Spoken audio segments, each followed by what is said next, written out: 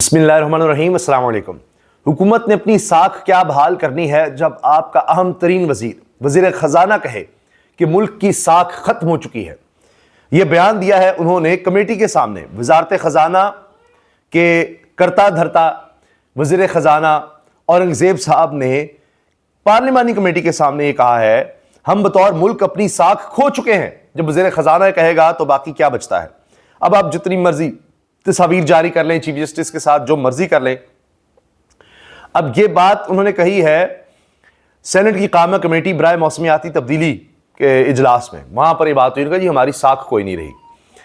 अब हुकूमत ने क्या किया कि चीफ जस्टिस से मुलाकात की, शहबाज शरीफ ने, उनके साथ वजीर कानून भी थे, अटॉर्नी जनरल भी थे। अब क्या ऐसी बात थी जो अटॉर्नी जनरल के जरिए नहीं हो सकती, वो जाकर भी कर सकते थे। फिर तस्वीर जारी करने की क्या जरूरत थी, ये दिखाने के लिए कि हमने सब कुछ कंट्रोल कर लिया है, तमाम चौकियां हमारे कब्जे में हैं, कोई चीज हमसे नहीं बची हुई, कोई इदारा हमसे नहीं बचा हुआ, हर जगह हमने अपने लोग लगा दिए हैं, हमारी सेटिंग पूरी हो चुकी है। कोई इदारा ऐसा नहीं है जो हमारा मुकम्मल कंट्रोल ना हो। कोई चिड़िया नहीं पर मार सकती, कोई आप आजादी की बात नहीं कर सकते, कोई अदालत आपको रिलीफ नहीं दे सकती, कोई कुछ नहीं आपके लिए कर सकता। यानी आपसे उम्मीद छीन लेनी है। मगर क्या होता है कि पांच जजेस बड़ा खड़ा कर देते हैं और सुप्रीम कोर्ट जा रहे हैं। हाल ये हो गया अब इस मुल्क में कि इंसाफ के लिए हाई कोर्ट के जजेस को भी सुप्रीम कोर्ट जाना पड़ रहा है। इस्लामाबाद हाई कोर्ट के जजेस को भी इंसाफ नहीं मिल रहा। वो भी समझ रहे हैं यहां पर आइन और कानून को दफन कर दिया गया, कुछ भी नहीं बचा। अब वो खुद ये देख रहे हैं कि उनको भी वकीलों की जरूरत पड़ गई है। बड़े 2 वकील उन्होंने हायर किए हैं और वो कह रहे हैं कि ये तो अदलिया को तबाह कर दिया गया, आइन की तबाही हो रही है। और इसके खिलाफ अब 5 जजेस, सर्विंग जजेस, इस्लामाबाद हाई कोर्ट के, वफाकी दारुल हुकूमत के हाई कोर्ट के 5 जजेस जा रहे हैं सुप्रीम कोर्ट। अब मुल्क की साख क्या बचेगी जब सर्विंग जजेस इंसाफ के मुतलाशी हैं। वो किसी को क्या इंसाफ देंगे, साख तो नहीं बचनी ना, फिर यहां भी नहीं बाहर भी नहीं, जो मर्जी कर लें। अच्छा, इसके अलावा एक खुशखबरी भी है तहरीक इंसाफ वालों के लिए, उसकी भी हम बात करेंगे।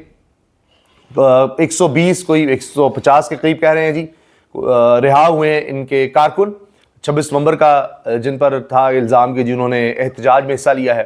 गोलियां भी इन पर चली, मारे भी इनके लोग गए और अब आप ये देखें गिरफ्तारियां भी इनकी हुई। लेकिन इस्लामाबाद हाईकोर्ट में ये भी दरखास्त चली गई है कि एक एक चीज़ बताई जाए, कितने लोग जख्मी हुए, कितने लोग जाँ बहक हुए, फुटेजेस कहाँ हैं, सीसीटीवी कैमरों के बारे में बताया जाए, हॉस्पिटल्स का रिकॉर्ड, एक एक चीज़ सामने लाई जाए। तो अगर हुकूमत ने कोई गोली नहीं चलाई, कुछ गलत नहीं किया, वहां पर कोई तशद्दुद यानी जो लोग वहां पर आए थे एहतजाज करने वाले उनकी तरफ से हुआ, तो सारे डॉक्यूमेंट्स प्रोवाइड कर दें।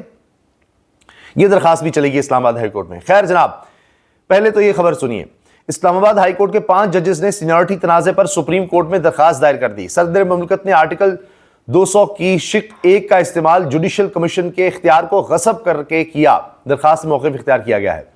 अब इस्लामाबाद हाई कोर्ट से ही वैसे ये 120 कारकुनों की रिहाई का फैसला आया है और उनको फौरी तौर पर रिहा करने का हुक्म भी इस्लामाबाद हाई कोर्ट से ही हुआ है। इस्लामाबाद हाई कोर्ट के 5 जजेस ने सीनियरिटी के खिलाफ दरखास्त दायर कर दी। मुनीर मलिक बहुत बड़े वकील हैं, बड़े मशहूर वकील हैं, वकला तहरीक में भी इनका बड़ा किरदार था और आमरीत के खिलाफ भी बड़े एक्टिव रहे। मुनीर मलिक और बैरिस्टर सलाहुद्दीन, ये वकला रहनुमा भी रहे बैरिस्टर सलाहुद्दीन, और ये एक वक्त में काजी फाइज के बड़े हामी थे। लेकिन आज देखिए क्या हुआ, उनके खिलाफ सबसे ज़्यादा बोलने वालों में बैरिस्टर सलाहुद्दीन है। अभी जो वकला का एहतजाज हुआ उसमें बैरिस्टर सलाहुद्दीन शामिल थे। तो मुनीर मलिक और बैरिस्टर सलाहुद्दीन के जरिए 49 सफ़ात पर मुश्तमिल दरखास्त आर्टिकल 184 की शिक 3 के तहत दायर की गई। सुप्रीम कोर्ट में दायर दरखास्त में इस्तदा की गई है कि सुप्रीम कोर्ट करार दे कि सदर को आर्टिकल 200 की शिक 1 के तहत जजेस के तबादले के लामहदूद इख्तियारात नहीं हैं। मफाद आमा के बगैर जजेस को एक हाई कोर्ट से दूसरी हाई कोर्ट ट्रांसफर नहीं किया जा सकता। अब ये इस्लामाबाद के जज सुप्रीम कोर्ट में जा तो रहे हैं, मगर जब चीफ जस्टिस की तस्वीर आएगी वज़ीर आज़म के साथ, तो उनके तरफ से ये सारा कुछ हुआ है, हुकूमत ने ही सारा किया है। 26वीं आईनी तरमीम में सारा कुछ उन्होंने जज लगाए हैं। तो अब एक शख्स, एक जज, कैसे आप कहेंगे गैर जानिबदार रहा है जब वो उसी के साथ मिल गया, दूसरी पार्टी के साथ मिल रहा है, उससे तस्वीरें उतरवा रहा है, वो अपने जजेस को कैसे इंसाफ देगा। यानी वही हुकूमत जिसके ऊपर इल्जाम लगा के कैमरे लगाए, रिश्तेदारों को टॉर्चर किया, इन्हीं जजेस के, खत लिखने वाले जजेस के, اور پھر قاضی فائز نے کیا کہ آپ ہی جن پر الزام ہے آپ ہی اپنا جج مقرر کر دیں، آپ ہی کمیشن بنا دیں، وہ تو نہیں بن سکا، لیکن اس کے بعد ان کی درخواست کا بھی کچھ نہیں ہوا. تو اب کس طرح یہ کہیں گے کہ کوئی انصاف کی امید ہے کیا ہے؟ لیکن پوری دنیا میں یہ خبر تو پھیلے گی، ساری دنیا کو پتہ لگے گا کہ سرونگ ججز کہہ رہے ہیں، 5 ہائی کورٹ کے جج کہہ رہے ہیں کہ جی یہاں تو نا انصاف ہو رہا ہے، یہاں تو آئین کے اوپر عمل ہی نہیں ہو رہا. تو پھر عالمی سطح پر جتنے بھی ادارے ہیں، چاہے یورپین یونین ہو، اب تو IMF بھی خیر اس میں شامل ہو گیا ہے، GSP+ کا سٹیٹس ہو، انسانی حقوق کی تنظیمیں ہو، جو قانون انصاف پر نظر رکھنے والی تنظیمیں ہیں، اقوام متحدہ ہے، ان سب تک بھی تو یہ خبر پہنچ رہی ہوگی نا. درخواست میں کہا گیا ہے کہ آرٹیکل 200 محض عارضی تبادلے سے متعلق ہے. ٹرانسفر، نوٹیفیکیشن، سینیورٹی لسٹ اور ریپرزنٹیشن پر دیا گیا فیصلہ آرٹیکل 200 کی شق 1 کے خلاف ہے. ججز کا تبادلہ سینیورٹی لسٹ کو متاثر کیے بغیر عارضی طور پر ہو سکتا ہے. اب یہ ڈوگر کورٹ جس کو کہا جا رہا ہے جی بنا دیا گیا ہے سرفراز ڈوگر کو لا کر، جبکہ حلف لیا جاتا ہے کہ میں اس ہائی کورٹ کے جج کے طور پر حلف لے رہا ہوں، ان کو اس طرح ٹرانسفر کر کے ابھی ٹرانسفر پوسٹنگز ججوں کو بھی شروع کر دی ہیں.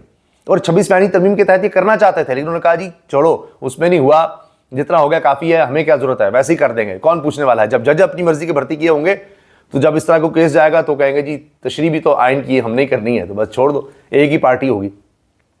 تو اس طرح سے انہوں نے یہ گیم ڈالی کہ بس جج اپنے ہوں گے تو پھر تو کوئی مسئلہ نہیں ہوگا، فیصلہ اپنی طرف سے دیں گے، اور اگر کوئی جج لگے گا کہ ہماری بات نہیں مان رہا تو اس کو ٹرانسفر کر دیں گے، ادھر سے ادھر لے جائیں گے، پھر کیا مسئلہ ہو جائے گا. تو جس کو چاہیں ادھر سے ادھر کریں، جہاں لگ رہا ہوگا یہ جج جو ہے یہ کوئی انصاف کرنے لگا ہے، اس کو ٹرانسفر کہیں اور کر دیں گے، اس ادھر سے اٹھا کے کسی اور جج کو اس کے اوپر لا کر لگا دیں گے تاکہ یہ کچھ کر ہی نہیں سکے گا. اس طرح سے ہم کھیل کھیلیں گے. ہائی کورٹ کے ججز کی جانب سے دائر درخواست میں موقف اپنایا گیا ہے کہ اسلام آباد ہائی کورٹ میں ججز ٹرانسفر کا فیصلہ مفاد عامہ کے تحت نہیں کیا گیا. ججز کا ٹرانسفر کچھ اور وجوہات کے سبب کیا گیا ہے. یہ دیکھ لیں، مفاد عامہ نہیں، کچھ اور وجوہات ہیں. ججز کا اسلام آباد ہائی کورٹ میں ٹرانسفر آرٹیکل 175A کے برخلاف ہے. درخواست کے مطابق صدر مملکت نے آرٹیکل 200 کی شق 1 کا استعمال جوڈیشل کمیشن کے اختیار کو غصب کر کے کیا. عدالت عظمیٰ سے استدعا ہے کہ اسلام آباد ہائی کورٹ کی موجودہ سینیورٹی لسٹ کو کالعدم قرار دیا جائے، کیونکہ سینیورٹی لسٹ آرٹیکل 194 اور آئین کے 3 شیڈول کے منافی ہے. عدالت عظمیٰ میں دائر درخواست میں استدعا کی گئی ہے کہ جسٹس سرفراز ڈوگر کو بطور قائم مقام چیف جسٹس اسلام آباد ہائی کورٹ کام سے روک دیا جائے. اس طرح جسٹس خالد سمرو اور جسٹس محمد آصف کو جوڈیشل ورک سے بھی روک دیا جائے. یہ بھی باہر سے لائے گئے ہیں ججز. اب وہ ججز جناب کیسز بھی سن رہے ہیں. خیر، آئینی درخواست میں صدر پاکستان، وفاق، judicial commission, registrar supreme court سمیت سندھ، لاہور، بلوچستان ہائی کورٹس کے رجسٹرار، اسلام آباد ہائی کورٹ کے رجسٹرار جسٹس سرفراز ڈوگر، جسٹس خادم سمرو اور جسٹس محمد آصف کو فریق بنایا گیا ہے. سارے ججز، ساری ہائی کورٹس کو فریق بنا لیا گیا ہے. یہ پورا کھاتا تو کھلے نا. منیر ملک اور بیرسٹر صلاح الدین کے توسط سے دائر درخواست میں موقف اختیار کیا گیا ہے کہ ٹرانسفر ہونے والے ججز کا نیا حلف نہ لینا آئینی خلاف ورزی ہے. کسی جج کی سینیورٹی اس ہائی کورٹ سے شروع ہوتی ہے جہاں اس نے حلف لیا ہو. ایک ایسے جج کو قائم مقام چیف جسٹس اسلام آباد ہائی کورٹ بنایا گیا جس نے محض 2 ہفتے ہی ہائی کورٹ میں گزارے. 2 ہفتے گزارے، اس کے بعد سیدھا اس کو چیف جسٹس لگا دیا. 2 ہفتے پہلے ٹرانسفر ہونے والے جج کو قائم مقام چیف جسٹس بنا کر اسے تمام انتظامی اختیارات دے دیے گئے. درخواست کے مطابق سینیورٹی لسٹ کو تبدیل کرنا آرٹیکل 2A کے خلاف ہے. ججز کا ٹرانسفر کر کے سینیورٹی لسٹ جس انداز میں تبدیل کی گئی، یہ اسلام آباد ہائی کورٹ کے انتظامی امور میں من مرضی کی مداخلت ہے. سپریم کورٹ میں درخواست دائر کرنے والے ججز میں جسٹس محسن اختر کیانی، جسٹس بابر ستار، جسٹس طارق جہانگیری، جسٹس سمن رفت اور جسٹس سردار اعجاز اسحاق شامل ہیں. کمال ہے. یہ ہے ضمیر، قانون، آئین کے ساتھ کردار والے ججز جو کھڑے ہیں، ڈٹے ہیں، نظام کے اندر رہ کر مقابلہ کر رہے ہیں. کسی کے خلاف جعلی ڈگری بنانے کی کوشش کی گئی، کسی کے بچوں، فیملی کے ڈاکومنٹس پبلک کر کے اس کو ہراساں کرنے کی کوشش کی گئی، ڈرانے کی کوشش کی گئی. ان کے خلاف سپریم جوڈیشل کونسل میں ریفرنس لانے کی کوشش کی گئی، درخواستیں دی گئیں، کیا کیا نہیں کیا گیا، مگر وہ ڈٹے ہیں. اور چونکہ نظام دھونس، دھمکی، دھاندلی، جال سازی اور جبر پر کھڑا ہے، عوامی حمایت میں نہیں ہے، اس لیے وہ اس طرح جب کوئی شخص باکردار آ کر اس طرح سے کھڑا ہوتا ہے تو کانپ جاتا ہے، ڈر جاتا ہے، ہل جاتا ہے. اب یہی ہوا ہے. تو اب آپ دیکھیں نا کہ یہ بھی بڑی خبر ہے تحریک انصاف کے لیے کہ ان کے کارکنوں کو فوری طور پر رہا کرنے کا کہا گیا. 120 سے زائد ہیں، 120 نہیں بلکہ اس سے زائد ہیں، شاید 150 کے قریب ہے ان کی تعداد. پی ٹی آئی کارکنوں کی ضمانتیں منظور کی گئی ہیں، انہیں فوری طور پر رہا کرنے کا حکم دیا گیا اسلام آباد ہائی کورٹ کی طرف سے. اس کے علاوہ جناب یہ خبر آ رہی ہے کہ گرینڈ اپوزیشن الائنس حتمی مراحل میں داخل ہو چکا ہے اور اس میں 2 پوائنٹ ایجنڈا ہے. ایک، حکومت فوری استعفیٰ دے، نئے انتخابات کروائے جائیں. فوری استعفیٰ، نئے انتخابات، نئے الیکشن ہوں، یہ حکومت تو گھر جائے۔ اس کے ساتھ ساتھ صرف یہ نہیں کہ جے یو آئی سے بات کی جا رہی ہے، باقی جماعتیں ساتھ ہیں، نہیں، اب مولانا شیرانی سے ملاقات کی گئی ہے، اور یہ بھی ہے کہ اگر فضل الرحمان نہیں بھی آتے، ان کو مائنس کر کے بھی بات آگے بڑھے، تو بیرسٹر سیف اور محمد علی دورانی جو سینئر سیاستدان ہیں، انہوں نے مولانا شیرانی سے ملاقات کی ہے، عمران خان کا پیغام پہنچایا ہے، اور مولانا شیرانی نے جے یو آئی سے علیحدہ ہو کر اپنی جماعت بنائی تھی، ایک گروپ بنایا تھا، تو اب پی ٹی آئی کا ایک گروپ کہتا ہے کہ مولانا شیرانی سے ہم بات کریں، ایک گروپ ابھی بھی سمجھ رہا ہے کہ فضل الرحمان کو بھی ساتھ چلایا جائے۔ بہرحال اس چیز کو دیکھا جا رہا ہے، اور دیکھتے ہیں اس میں آگے کیا ڈیولپمنٹس ہوتی ہیں۔ باقی آخر میں پھر ساکھ کی بات ضرور کروں گا۔ وزیر خزانہ کا جو بیان ہے، ہم بطور ملک کے طور پر اپنی ساکھ کھو چکے ہیں۔ ظاہر ہے آپ پر کون اعتماد کرے گا جب آپ بین الاقوامی قوانین کو نہیں دیکھیں گے، اپنے لوگوں پر ہی انسانی حقوق کی پامالیاں کرتے ہوئے نظر آئیں گے، جعلی الیکشنز کرواتے نظر آئیں گے، ہر ادارے پہ قبضہ کرتے نظر آئیں گے، 2 نمبریاں کریں گے، تو آپ کی ساکھ کہاں رہے گی؟ تو ظاہر ہے کہ آپ کو تو کوئی بھی مانے گا نہیں۔ تو لہٰذا ملک کی ساکھ اسی لیے ختم ہوتی ہے، جب آپ عوامی مینڈیٹ کو چوری کر کے آئیں گے تو پھر ساکھ اس کے بعد کہیں نہیں بن سکتی، جو مرضی آپ کرتے رہیں۔ اللہ حافظ۔